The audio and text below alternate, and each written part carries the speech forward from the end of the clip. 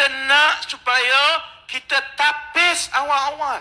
Kita semak awal-awal dan kita sentiasa mengikuti dan mengawasi setiap wakil rakyat kita supaya mereka tidak bermewah, supaya mereka tidak mengumpul kekayaan yang tak masuk akal. Itu cara yang lebih baik untuk kita mengelakkan penyelewengan daripada tunggu wang kena sakau baru nak cari. Saya pun isytiharkanlah harta. Harta aku tak adalah banyak. Yang banyak tu atas kertas. Harta saya dalam bank macam tu lah. Wang ada 63,000. KWSP ada 1 juta lebih. Kemudian rumah 2 biji lebih kurang 1 juta lebih. Kereta 10 tahun. Saya hidup macam orang biasa. Daripada saudara saya kenal saya berkempen sampai sekarang, yang berbeza hanya saiz perut saya. Yang lain kasut aku, baju aku lebih kurang sama sampai sekarang. Kereta apa. Jadi saya ingat itu adalah hasrat kita kepada rakyat untuk kita letakkan piawai yang baik.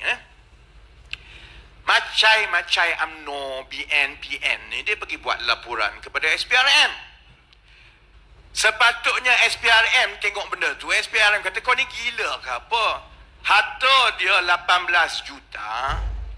16 juta tu atas kertas. Dia tak ada duit pun. Hanya kalau saya berjaya senaraikan syarikat saya 3-4 tahun akan datang, baru akan dapat duit tu. Sekarang tu tak ada. Hari ini saudara-saudari sedang saya berkempen semua. SPRM datang serbu pejabat saya, tahan budak-budak saya, kaki tangan saya selama 7 jam. Kita cakap pasal skandal 2 bilion, dia tak siasat. Kita cakap pasal LCS, kapal, saya dah tunjuk bukti pasal Latif Ahmad. Saya dah tunjuk wang 200 juta masuk ke syarikat-syarikat palsu. Dia tak siasat, saudara-saudari. 1 sen pun yang melibatkan syarikat saya adalah wang saya dan pelabur-pelabur. 1 sen pun tidak melibatkan wang rakyat. Yang saya buat ialah saya ambil duit poket saya, bayar kepada 150 orang budak-budak yang pandai untuk didik mereka belajar perniagaan. Duit saya, duit pelabur. Dia datang serbu Azam Baki ni, dia hantar pegawai-pegawai dia serbu sampai pukul 9 malam tadi masih kena kacau, saudara-saudari. Sebab itu saya kata ini lambang segala yang rosak dalam negara kita.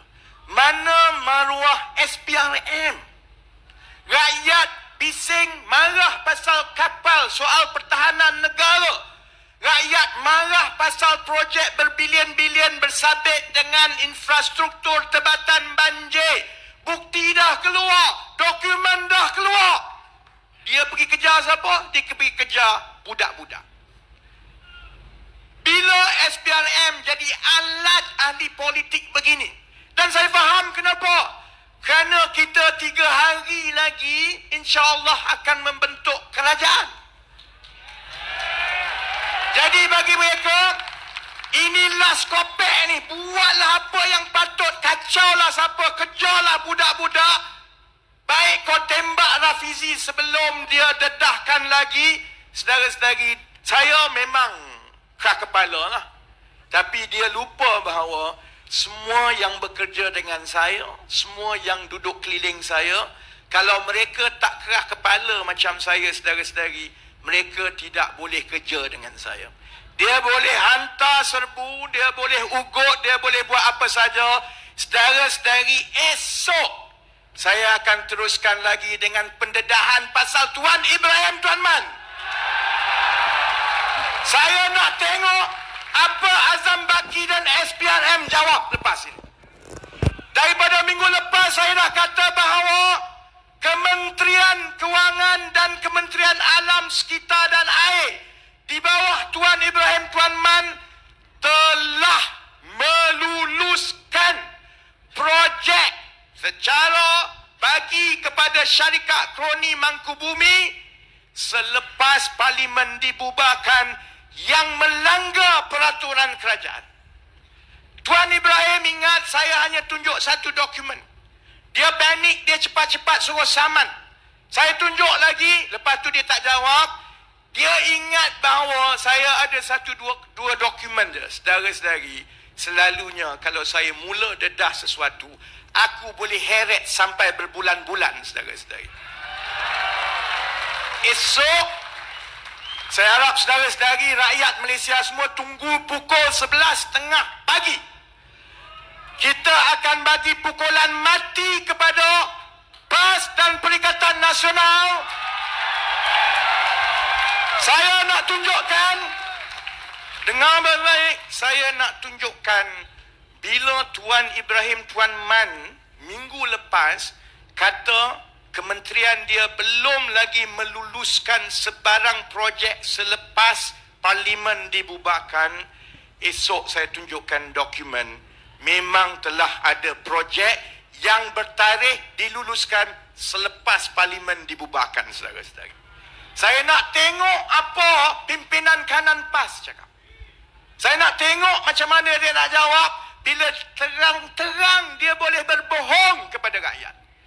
Dia boleh sucikan orang, dia boleh kata dia bersih, dia boleh kata dia tak makan duit. Saya nak beritahu kepada pimpinan, baik Datuk Seri Anwar, baik saya sendiri, baik pimpinan Barisan Nasional dan Perikatan Nasional, menjaga amanah saudara-saudari bukan sahaja bermakna kau tak sakau duit. Menjaga amanah bermakna kamu menjalankan tugas sehingga orang lain pun tak boleh sakau duit, saudara-saudari. Kalau kamu jadi menteri, kamu lembab, kamu tak faham, kamu tak tahu, orang buat belakang kamu, kamu buat-buat tak tahu, ana tak tahu itu, ana tak tahu ini, saudara-saudari. Orang macam itu kalau kamu jadi menteri, kalaupun kamu tak ambil duit, kamu sama berperanan menyebabkan negara kita hilang duit dan kena sakau. Sebab itu dari esok, saya dedah esok 11.30 pagi, tengok ramai-ramai. Saya nak tengok macam mana Perikatan Nasional nak jawab. Kamu kata, kalau rakyat undi kamu, negara jadi bersih. Kamu kata, janganlah gelak. Dia memang macam tu. Cak, betul lah. Aku cakap macam tu, dia gelak. Kesianlah dekat Perikatan Nasional kan.